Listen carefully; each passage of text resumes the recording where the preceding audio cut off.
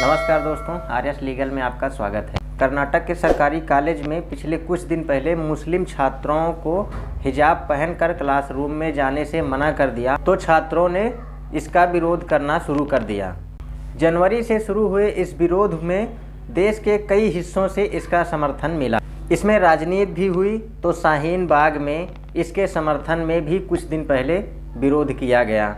पाकिस्तान भी इस मामले में पीछे नहीं रहा, ट्वीट के माध्यम से इस विरोध का समर्थन किया। पिछले कुछ दिन पहले हिजाब के समर्थन में कॉलेज के बाहर हो रहे प्रदर्शन के विरोध में कुछ छात्र भगवा शाल एवं गमछा पहनकर आने पर जोर दिया, जिसके कारण कर्नाटक के छात्र दो भागों में बंट गए। एक भाग जो हिजाब का समर्थन कर रहा है तो दूसरा भाग हिजाब का विरोध कर रहा है। चलिए हम सबसे पहले जानते हैं हिजाब और नकाब में क्या अंतर है। फिर हम जानेंगे कि हमारा संवैधानिक अधिकार क्या है और हिजाब नकाब ऐसे चेहरे ढकने वाले तमाम पोशाकों पर विश्व के ऐसे कितने देश हैं जहां पर सार्वजनिक स्थानों पर इन पोशाकों पर प्रतिबंध है।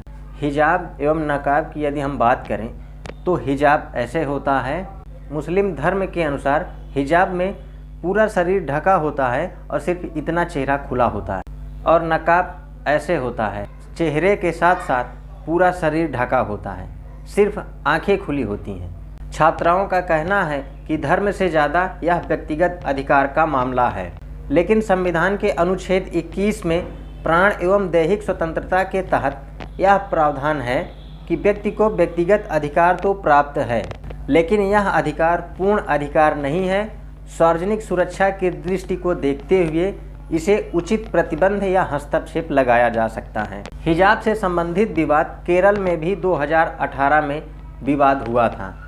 केरल के क्राइस्ट नगर सीनियर सेकेंडरी के छात्राओं ने भी हिजाब के खिलाफ विरोध किया था। छात्राओं ने केरल हाई कोर्ट से अपील की कि कॉलेज उनको पूरी बांह का शर्ट एवं नकाब पहनकर कॉलेज जाने से रोक दिया जा रहा है। दूसरी तरफ कॉलेज के प्रबंधन ने कॉलेज के ड्रेस कोड के खिलाफ बताते हुए इस मामले को खारिज कर दिया था।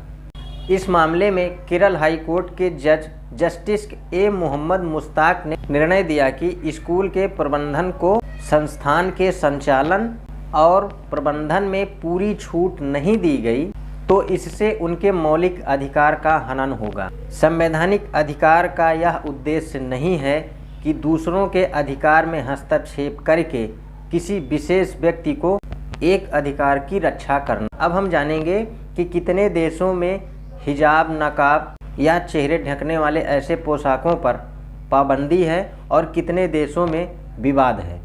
किसी के नज़र में यह संवैधानिक अधिकार है तो कोई कहता है कि धार्मिक प्रतीकों को पहनकर शिक्षण संस्थानों में जाना उचित नहीं। दुनिया में कुछ ऐसे देश हैं जहां पहले ही सार्वजनिक स्थानों पर चेहरा ढकना या इस्लामिक नकाबों पर रोक लगा दिया है।